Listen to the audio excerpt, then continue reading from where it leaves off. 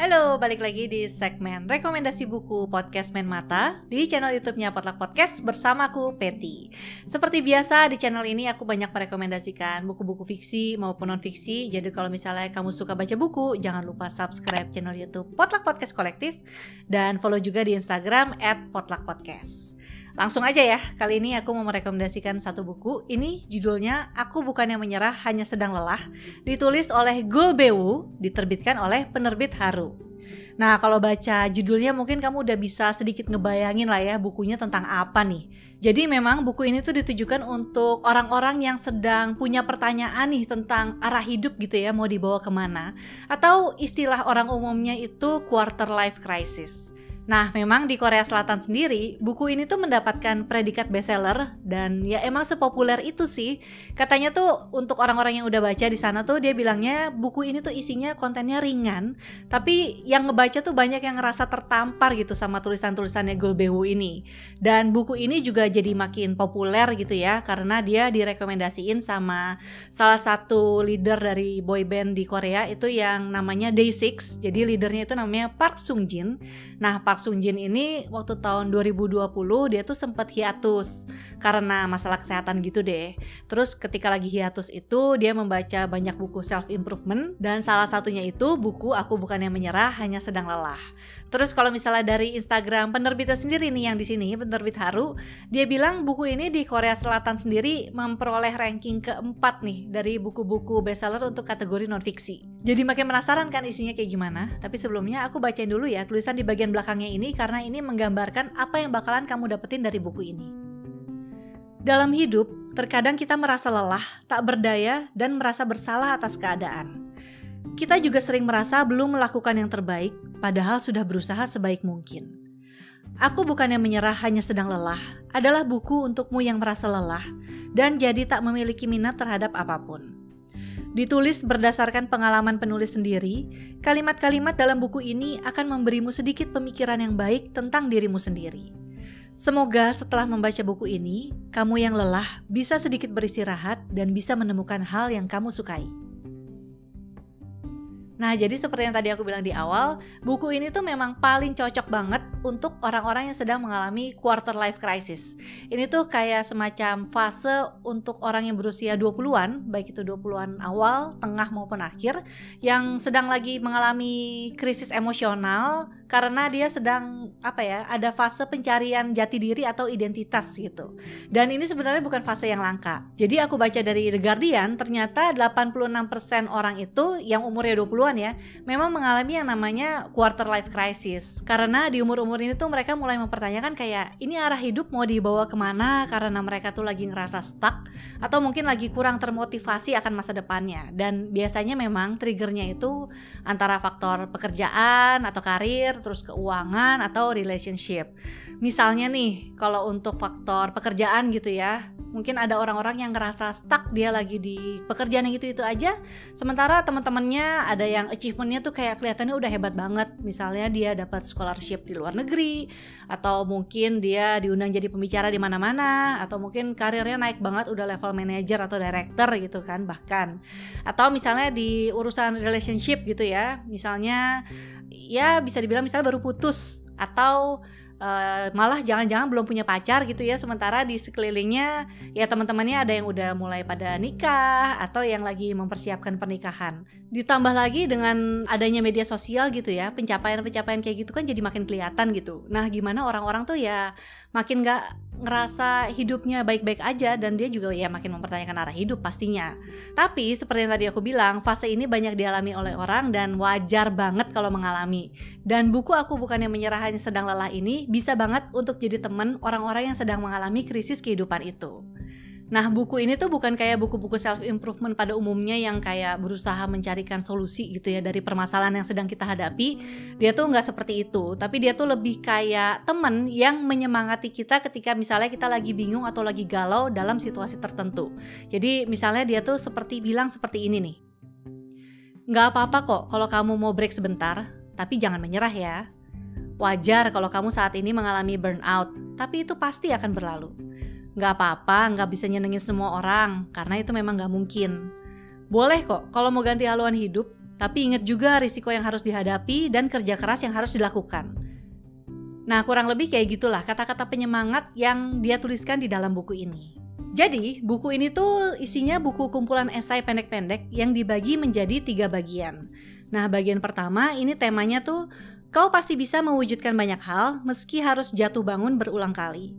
Kemudian bagian kedua judulnya Untukmu yang kelelahan karena selalu menahan semuanya sendirian. Dan bagian ketiga judulnya Kesukaan yang paling menunjukkan jati diri. Jadi kalau bisa diibaratin nih dari bagian 1 sampai bagian 3 itu aku bisa ibaratin misalnya kayak kita lagi lari maraton gitu ya. Di bagian 1 itu kan kita sebelum lari maraton pasti perlu persiapan dulu. Dan kenapa kita mau lari maraton? Itu kan pasti karena kita ada keinginan tertentu ya. Entah karena misalnya ini passion kita sejak lama, atau kita baru aja menemukan sesuatu yang kita suka dan kita pengen mencoba untuk melakukannya, atau ya mungkin yang lainnya lah. Nah, jadi di bagian 1 ini penulis memang mengajak kita untuk eksplorasi di bagian persiapan itu ya. Dan dia juga akhirnya nyeritain juga jatuh bangunnya dia nih sebelum dia menjadi penulis yang seperti sekarang ini. Gimana dia tuh dulu sempat usaha pakaian, mungkin fashion ya, 2 kali terus gagal. Terus dia juga sempat ngerasain rasanya waktu itu lagi tinggal sendiri tapi dia nggak punya duit, cuma dia gengsi untuk dia akhirnya minta ke keluarga atau pulang kembali ke rumah keluarganya. Nah, yang seperti itu dia ceritakan juga. Dan selain itu juga dia juga kan memang bercita-cita menjadi penulis gitu ya. Tapi dia waktu itu cerita dia ikut kompetisi berkali-kali dan gagal terus sampai akhirnya dia menulis di internet dan ternyata apresiasinya tuh luar biasa dan gara-gara itu juga namanya jadi dikenal. Nah, selain esai yang menceritakan tentang dirinya, dia juga banyak mengambil pelajaran kali ya dari pengalaman hidupnya itu. Kemudian dia rangkum lagi menjadi esai-esai pendek yang lebih general dan bisa lebih relate ke banyak orang. Kalau yang di bagian kedua, ini tuh ibaratnya ketika kita lagi lari maraton nih, dalam perjalanannya kita berlari gitu ya, kita akan bertemu atau berpapasan lah dengan banyak orang gitu. Ada yang cuman papasan lewat, ada yang mungkin kenalan terus jadi temen atau mungkin jadi sesuatu yang lain. Dan mungkin juga pas kita lagi mulai lari itu sebenarnya kita nggak lari sendirian, kita lari sama pasangan, sama temen, sama keluarga atau mungkin sama orang lain juga gitu. Nah, di sini jadi penulis tuh lebih eksplorasi perasaan-perasaan yang ditemukan dalam perjalanan kita berlari itu. Soalnya kan ketika lagi berlari kemudian kita berpapasan dan berinteraksi dengan orang, itu kan pasti ada friksi-friksi ya yang gak mungkin dihindari gitu. Nah, di situ juga dia menuliskan pengalamannya dia dari situ dan gimana kita bisa relate dengan tulisannya dia itu. Misalnya nih ada satu yang tentang mewujudkan mimpi gitu ya. Jadi di situ dia cerita kalau dia tuh lagi naik taksi, kemudian supir taksinya tuh di dalam ngomel-ngomel. Pas si penulisnya nanya, kenapa sih Pak ngomel-ngomel gitu? Ternyata karena jarak tempuhnya itu terlalu pendek. Jadi mungkin karena cuman dari mana ke mana gitu ya. Akhirnya tarifnya ya terlalu murah buat dia gitu. Terus kemudian si penulisnya menuliskan kayak, kalau misalnya kita udah memilih satu pekerjaan dan ternyata kita gak suka dengan hasilnya, kita bisa memilih antara ya kita keluar dari pekerjaan itu atau ya kita memang tetap melanjutkan pekerjaan itu dan ya bersyukur aja dengan apapun yang kita terima dan mungkin kedepannya berusaha lebih baik lagi ketimbang ya malah ngomel-ngomel gak jelas. Terus di bagian ketiga ini tuh ibaratnya kita tadi udah lagi lari maraton panjang nih. Terus di tengah-tengah perjalanannya kita mulai kayak ngerasa gila ya, ini kok gak nyampe-nyampe gitu, kapan garis finishnya, terus kenapa gak selesai-selesai, terus kok bisa ya, kenapa gue kayak memilih untuk lari maraton ini bahkan gitu. Terus ngelihat orang-orang juga mungkin kayak ini orang-orang lain udah lari jauh di depan dan mereka kayaknya udah mau nyampe garis finish atau mereka mungkin udah selesai dan bahkan gak kelelahan, kok bisa gitu. Sekarang ini digadang-gadang untuk kayak kerjalah sesuai passion gitu ya, atau wujudkan mimpimu selagi bisa gitu. Tapi kalau ternyata memang saat ini gak bisa, gimana? Kalau memang ternyata apa yang orang itu pilih berbeda dari apa yang orang kebanyakan pilih pada umumnya, apakah harus menjadi orang yang dianggap aneh atau harus ya dia berubah haluan mengikuti kemauan masyarakat? Itu kan akan menimbulkan pertanyaan lagi dan mungkin akan bikin pikiran juga jadi galau gitu ya. Satu bab dari Golbewo mungkin akan menenangkan pikiran juga nih. Ini judulnya Untukmu yang memikirkan banyak hal. Jadi di sini dia menuliskan begini. Berusahalah lebih keras sebesar kecemasanmu. Jika kemampuanmu semakin baik, kecemasanmu akan hilang dengan sendirinya. Jika kau ragu soal menyerah atau tidak, Jangan menyerah sampai kau sudah mencoba semua cara untuk bertahan. Karena jika kau benar-benar ingin menyerah, kau tidak akan ragu untuk berhenti sekarang juga.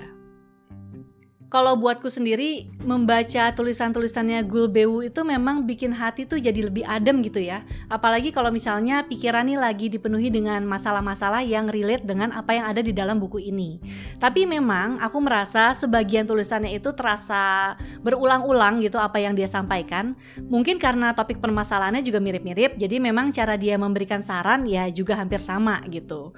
Dan memang topik-topik yang disampaikan di dalam buku ini tuh paling cocok dibaca untuk orang yang berusia 20-an ya, atau yang sedang mengalami quarter life crisis yang tadi aku bilang. Tapi buatku sendiri nih yang udah lewat dari masa itu, yang sekarang lagi ya umur 30-an lah gitu ya, menurutku aku tetap bisa relate dengan sebagian dari yang dia sampaikan di buku ini. Karena buatku sendiri ya permasalahan tentang kehidupan ya, terutama ya karir, pekerjaan atau tentang relationship, itu tuh rasanya nggak bakalan ada habisnya sih, bahkan sampai umur berapapun gitu. Makanya kan kita juga selain quarter life crisis, ada juga yang namanya istilahnya tuh midlife crisis, atau juga ada later life crisis nih. Jadi buatku sih buku ini cocok dibaca untuk semua orang, dan ya tinggal pilah-pilah aja deh bagian mana yang paling cocok buat kita sendiri. Nah itu aja rekomendasi buku dariku. Kalau misalnya kamu tertarik membeli, cek aja ke Instagramnya Penerbit Haru di @penerbitharu, atau ya cari di official store mereka di marketplace juga ada. Terima kasih sudah menonton. Kalau misalnya kamu suka dengan videonya, boleh di like. Kalau tidak suka, di dislike juga tidak apa-apa. Tapi kalau kamu merasa video ini bermanfaat, share ke media sosial kamu biar teman-teman kamu yang membutuhkan juga bisa menonton. Terus follow podcast Men Mata di Spotify ya, karena di situ aku suka ngasih rekomendasi buku yang lain juga, dan ada banyak obrolan dengan penulis-penulis Indonesia soal buku-bukunya mereka. Nah terakhir, jangan lupa subscribe channel YouTube-nya Potluck Podcast Kolektif dan tekan tombol lonceng notifikasi biar kamu gak ketinggalan video terbaru, dan follow Potluck di Instagram @potluckpodcast. Sampai jumpa lagi. Dadah.